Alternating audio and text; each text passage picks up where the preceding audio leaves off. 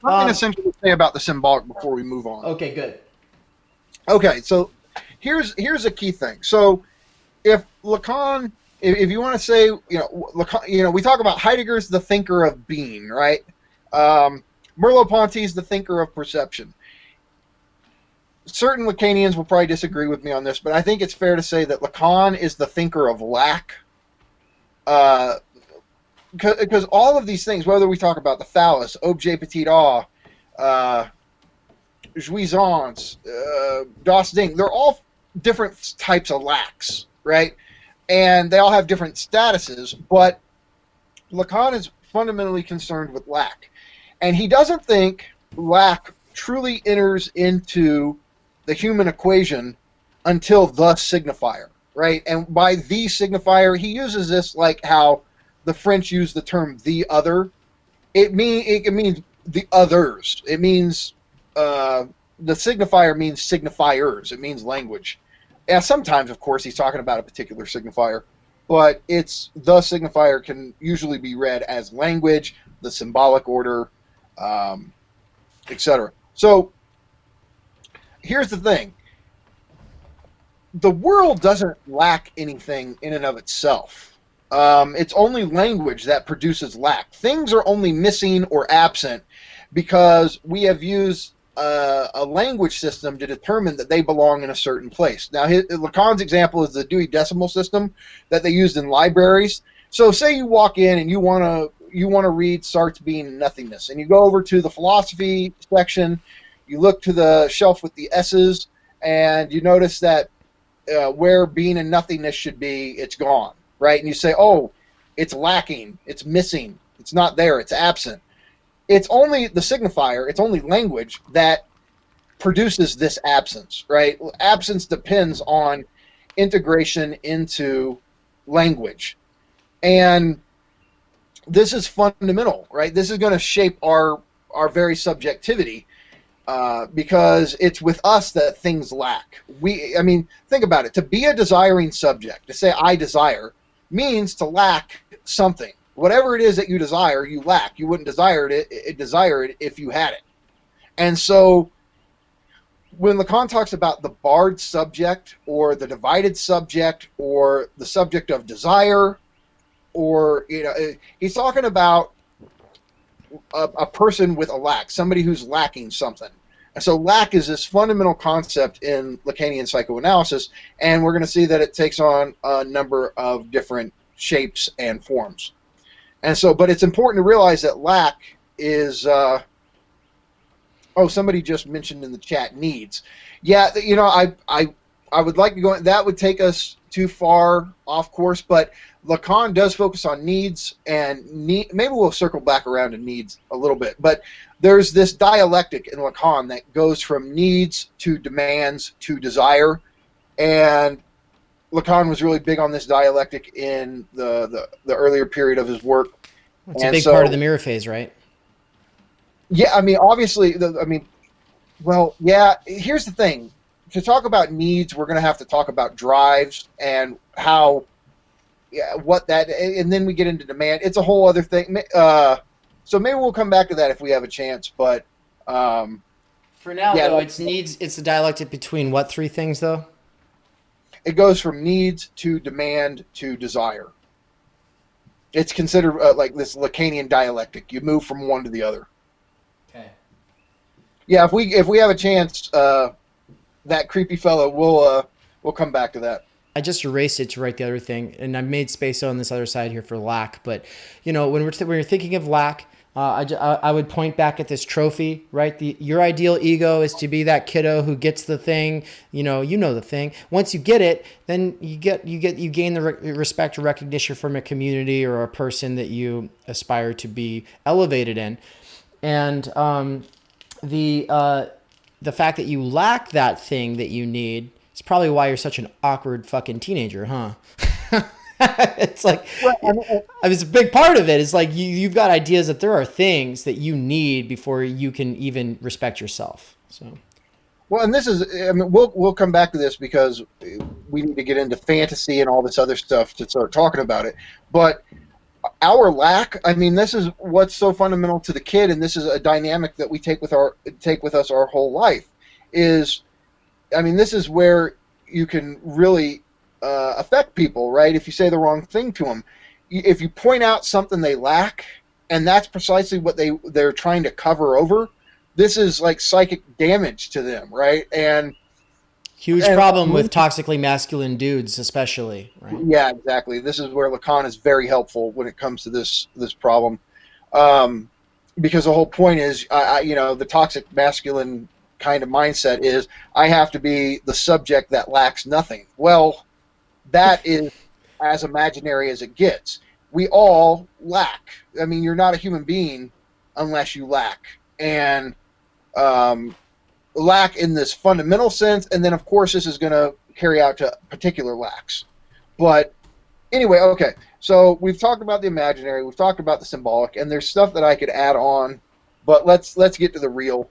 Let's get to the real. Let's get down into the real nitty gritty shit. Yeah, thank you, by the way, for that follow. But okay, now we're shifting gears to the real. And once again, we've got Bob from Twin Peaks. We've got Das Ding. We've got repressed desire, trauma, which, by the way, that's what really Bob is all about, right? A repressed trauma, probably. But yeah. Anyway, then we got COVID-19. Whatever, because we're going about, society's working. Everything makes sense. Reality. And then some Das Ding comes out of nowhere, fucks it all up. Yeah. And so, no, I mean, so there's... Well, Das Ding, so, okay. I'm torn on whether or not I even want to go into Das Ding because I feel like it will take us too far off track. And do you see how frustrating it is to talk to a Lacanian? Like, let's quick aside. This is why Lacanians won't talk, like, because they've been trying to read Lacan all this time. By the way, someone in the chat have been like, will you help me read Ecrit? A lot of people do try to read Ecrit thinking that's the one. By the way, for the folks who saw it, it looks like it's spelled Ecrits. It's Ecrit. But anyway, point being, that's not a readable text, and that's not where to go for it. You want to read the seminars. But even then, most people haven't read more than a few of the seminars, much less the essential ones. And so usually it's people read some Zizek talking about Lacan. And but the people who... I mean, I've heard Mikey express or Michael express a lot of frustration on this note. It's just like, it's really hard to find people who are willing to speak about these concepts because fantasy is not the imaginary. Fantasy is not desire. Needs are not demands. Needs are not enjoyment. Enjoyment is not desire. All of these things have different meanings. They work in different registers. Am I getting followed, rated, hosted? I don't know what that alert was for, but thank you. So anyway, it's complicated. So briefly, right? Let's give a definition of the real to start off with.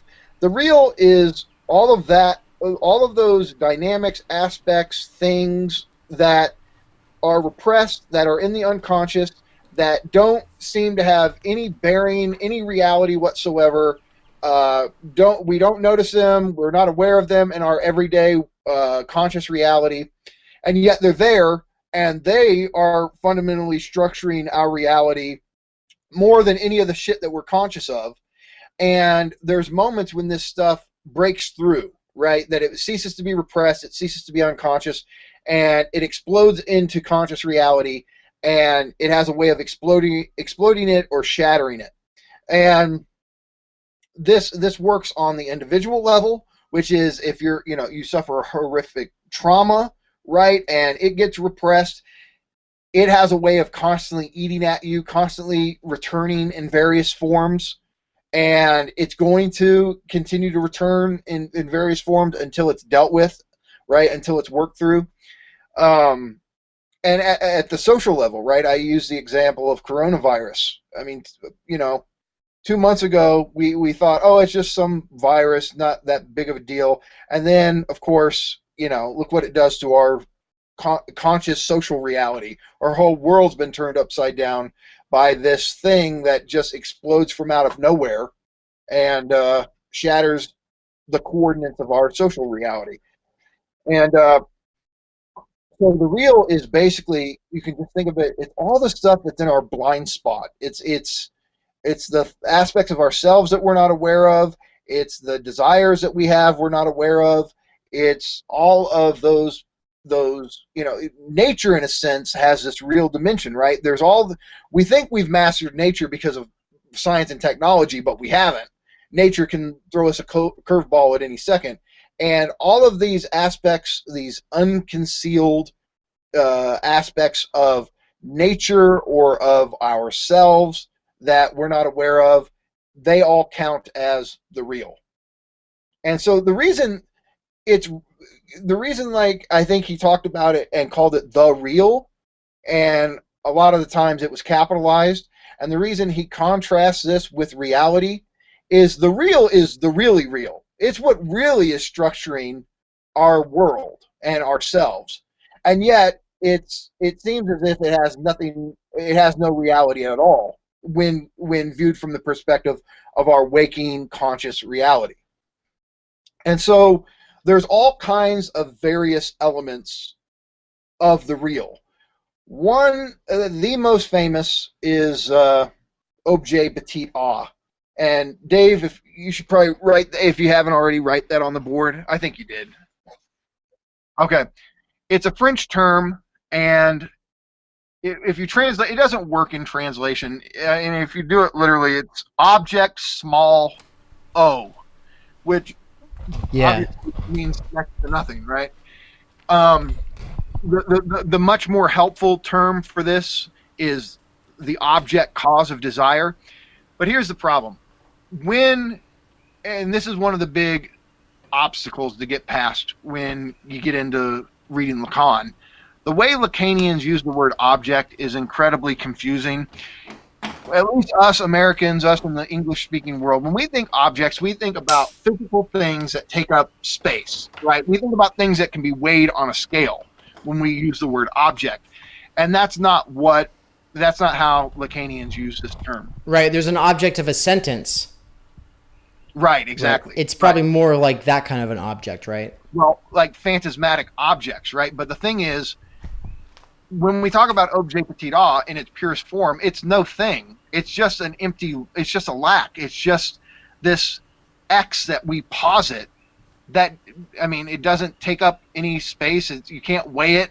Now, it's like this thing, this factor, this cause of desire, we end up attaching it or associating it with actual things, right? But it's not these things themselves. And in fact, let's put it like this. This is always helpful. If there were no human beings, there would be no objets petit a. There would be no causes of desire. And so their reality depends on us, right? But in a weird twist, our reality as desiring subjects depend on them. And, there's so much to say about objet petit a.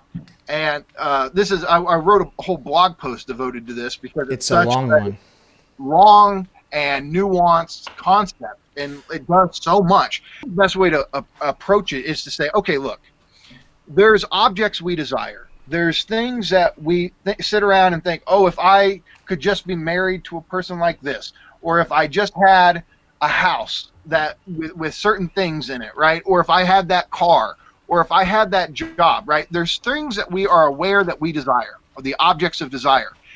And the objects of desire we're aware of at a conscious level, or at least a pre-conscious level. There's no surprise. Like, yes, I think about that thing, I desire that thing, I'm pursuing that thing, I want that thing. But the unconscious aspect of desire is objet petit a, which is the cause of desire. It's that which causes you to desire the object of your desire, right? And this is the much more interesting concept for Lacan. Like, okay, we have all kinds of objects we desire, but what is it about them? What causes us to desire those objects? And this cause is always out of sight. We're not aware of this cause of desire. And the way I liken it, what I liken it to in the blog post is the relationship between a ballerina on stage dancing and the spotlight that makes the ballerina visible. When you're at a dance recital and you're seeing a ballerina perform, your attention is focused on the ballerina. You're not aware of the spotlight itself, and yet the spotlight is what's making this performance possible. It's what's lighting up the ballerina and setting the ambiance, right? There's such a difference between a performance that's spotlit opposed to one that's not. And so in this case, the objet petit would be or the cause would be the spotlight, and the object of desire would be the dancer, right? And so when you're walking around, think about all the stuff you see on a daily basis. Most of it you don't desire. Something causing you to desire the things that you desire. And that is what objet petit is. And again, this concept, it just keeps blossoming out. It gets bigger and bigger and richer. But simply put, here's what it is. It's a virtual object, and I use virtual in the way that Deleuze uses it, which is to say, it's something that we posit to be real, that's out there, and yet it's not an actual physical thing. And so what happens is this. We were going to talk about Oedipus complex, but Lacan ends up later, he talks less about Oedipus complex, and he comes up with this other theory of how we become socialized, right?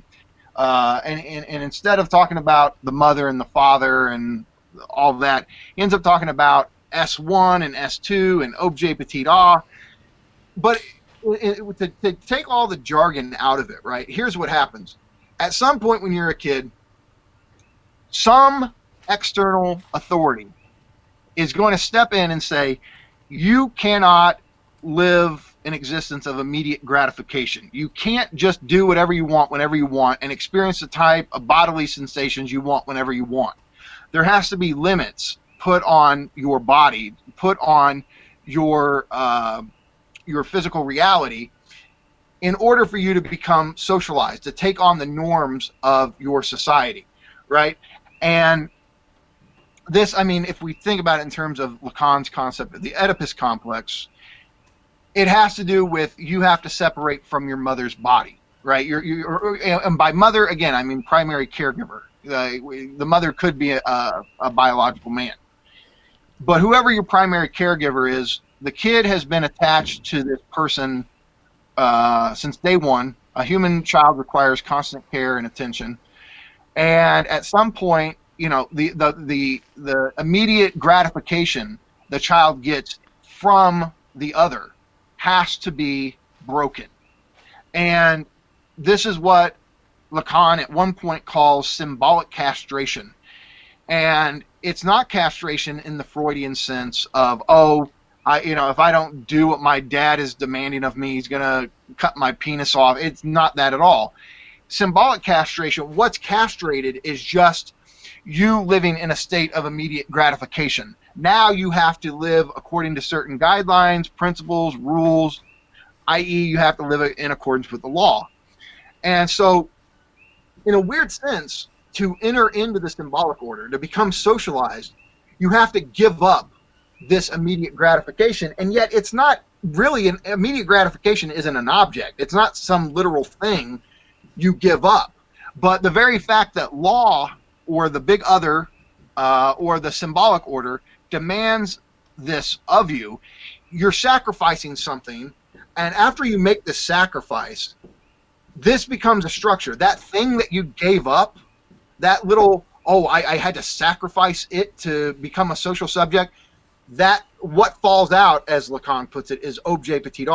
And in this sense, this quote object, which isn't really an object, but it functions like an object. You think it's this missing piece of yourself that if only I could get this thing back that I had to sacrifice, I would have full ontological completeness. I would be whole. And the point is, the thing that you sacrificed, the thing you gave up, isn't a thing at all. It's a weird effect of language or law, living in accordance with certain principles, certain norms. And so it's as if you gave up, and here's the term I'm going to add on here. It's as if you gave up this primordial jouissance. And jouissance is this French term, and I prefer to leave it untranslated, although a lot of Lacanians, Zizek included, translate it as enjoyment. I don't like enjoyment because I think for us in the English-speaking world, enjoyment carries too many I guess you would call them soft enjoyment's light entertainment or fun or whatever. And jouissance carries this much more intense, extreme, even traumatic sense. And so retroactively, once we're in language, once we've started to become socialized, it's as if we retroactively say, oh, there was this immense, intense enjoyment we had before we had to start playing by the rules, and I had to sacrifice this enjoyment. But in reality, like shitting whenever you want. Exactly. You shit whenever That's you want. That's a big deal for a fucking baby. So in terms of traumas, it's like first you're torn out of the womb where things were whole and you didn't have a sense of self beyond like your heart, whatever sounds. And then you're torn from the wholeness and the wonder of all that into this fucking stinking reality where at least you can shit when you want to. And then all of a sudden you're getting in trouble when you're doing that. And all the people in your life are manipulating you constantly manipulating you to get you to stop shitting, to get you to stop pissing, to get you to stop screaming, and or breastfeeding, yeah, exactly. And so that's the thing for Lacan, with Freud, there are these primary objects the kid is focused on: the breast, the gaze of the other, the look of the mother, right, or the primary caregiver, because you could say attention, right, is this fundamental thing. There's been these studies where these horrible situations where there's been kids in orphanages that they never get any attention, they never get hugged, or they never get any recognition from the other, and these kids will die in infancy, not due to a lack of food or nourishment, but from a lack of attention. And so the attention of the primary caregiver is fundamental to the development of an infant. And so, voice is another one, right? Voice is, somebody said Czech Republic. Yeah, that's what I have in mind. So there's these primary objects that the kid, their early childhood, early infancy is based around, which is the breast, which, it has a relation to the mouth of the infant. The child's eyes, right? They're focused on the gaze of the primary caregiver. The ears are fixated on the voice of the primary caregiver. And then feces, as you were saying, it's this fundamental object at play that the child's sense of recognition and dignity, I shit when I'm supposed to, that makes the other happy and makes me proud. And so there's this whole symbolic aspect to shitting when it's appropriate, right? Lacan famously said, human beings are the ones for whom shitting becomes a problem, right? Like he wants to say that's how we define the human essence is, unlike all other species, shitting is a problem for us. And so anyway, to go back around, so the kid, the kid who's gone through what we'll talk about the Oedipus complex, but we could also just call it socialization. The kid retroactively posits, oh, there was this immense enjoyment I had that I had to sacrifice to become socialized. And so it's like we reify this and turn it into this thing that we lost, this missing part of ourselves, and that is objet petit. And so, you get these funny moments from cinema, right? Jerry Maguire, you complete me. Renee Zellweger's character, you could say in a Lacanian perspective, is as if she carries the objet petit.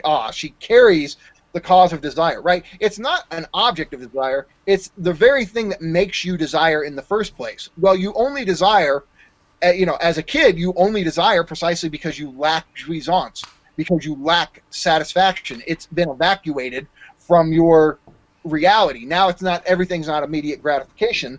And we reify this loss, and it becomes this thing that it's like the proverbial donkey's carrot, right? It's the thing that keeps us desiring. We're constantly chasing it, and we think this thing's going to satisfy me. This thing's going to give me the sense of completion I've never had but always yearned for. And you go from object to object to object, but you never actually get the objet petit because it's an impossible object. You can't ever get it because it's not an actual thing. It's, for lack of a better term, it's a structure of the psyche. It's the effect of, quote, the signifier. This is something that happens to us given, the kind of reality we have in infancy, and what happens when language and norms and law become part of our reality. And so what happens is that there's this remainder, right? It's almost as if it's like this concentrated nugget of jouissance, of this intense enjoyment. And we think if we ever get this thing that we're going to have an ontological wholeness that we always are chasing, and yet it's impossible, right? This is the whole thing. Like, you are, what defines your ontology is you are precisely the lack of this object. You are your pursuit of it. That's what the Lacanian subject is the pursuit of this lost object. And now, does he trans-historicize this, or is this specific to capitalism for him? No, I don't. I mean, look, but here's what Lacan would say as far as the historical aspect, like you're talking about. He'd say, look, all I'm talking about, I'm not analyzing people in, quote, tribal societies or feudal societies, right? I'm analyzing modern subjects who are the products of capitalist society. And he could very well say that, hey, libidinal economies work differently in societies that had fundamentally different structures.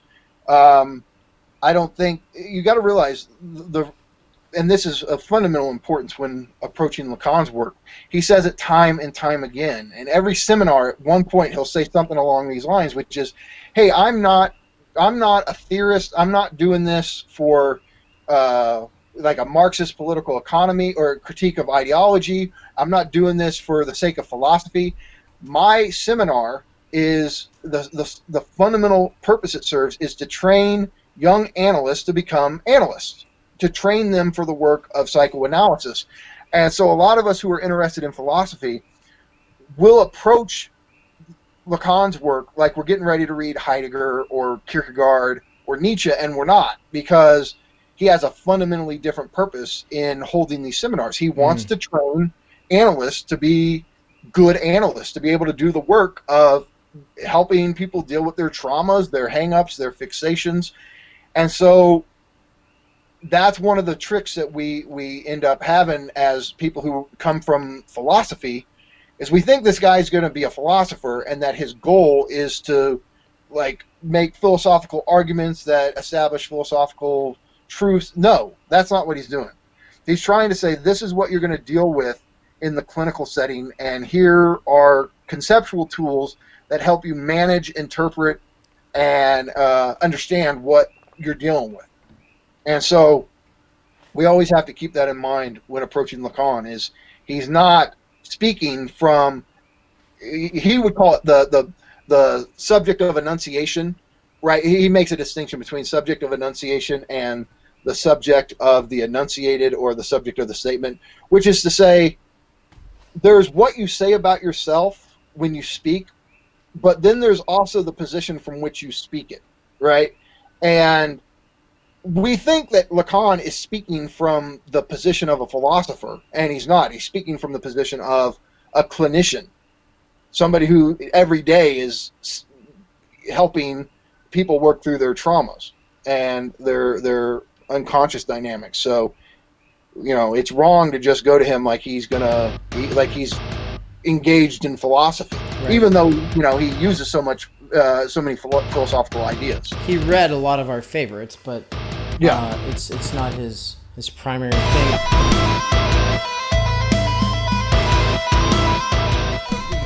We interrupt this conversation for a quick message from our sponsors. You may recognize this conversation from the past because it is actually a piece of a longer live stream. So what I've done is I've edited the conversations I had with Mikey down into smaller chunks, and I will be releasing those serially until the launch of the Slavoj Žižek's For They Know Not What They Do course, taught by Michael Downs and myself. I will be asking him the questions and hystericizing him, along with a cohort of people who will be joining us live and in the forums as we do a close reading of what Slavoj Žižek claims is his most important theoretical work, more important than Sublime Objective Ideology by far. He said that if you don't have anything to say about For They Know Not What They Do than keep silent when it comes to sublime objective ideology. But we don't just do close, thorough, hardcore readings. We also have some more introductory stuff. And so if you go to theory-underground.com/events, then you'll be able to see the dates of all of the upcoming events.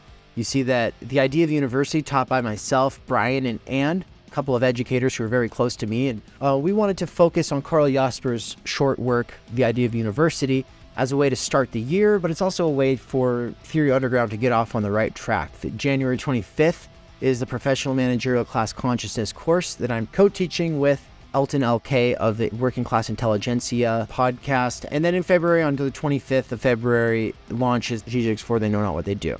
Mikey has spent 2 decades getting himself to the point where he feels confident enough to teach this book.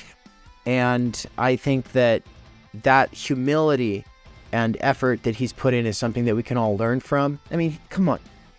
He's like our own homegrown Zizek. He's like our own national treasure. I think that we really ought to uplift him and give credit where it's due, not just take him for granted and act like, we don't need to. So that's a part of the reason actually why I really appreciate Brian Becker from Singularity and Sublimity podcast. He's done a lot of amazing teaching work himself. A lot of people read the blog and then don't give credit where it's due. And that would be fine if he had a cushy academic career with tenure and all that. But he doesn't. He's working in a warehouse, supporting his mom. We need to hashtag free Mikey from wage labor so that he can spend more time doing what his passion is, which is teaching philosophy and theory, writing books. That's what we want. More of these kinds of conversations. Make it possible. Make a donation. 5, 15, 20, 50, 100. Make the donation today. Please. It means a lot. Words are cheap. Money, that's where it matters. Get your skin in the game. Show Mikey you care. I hope that we'll get to do a lot more of this in the near future. And then the last thing, I'm doing a countrywide tour this year. I will be on the East Coast, I will be on the West Coast, and I will be everywhere in between. So if you want me to come to your town or city, email me. It's down below. If you want to volunteer, be a part of the street team, host or guide while we're there, let me know. I hope to be in a city near you sometime this year, and I hope that you'll take one of my classes. Thanks.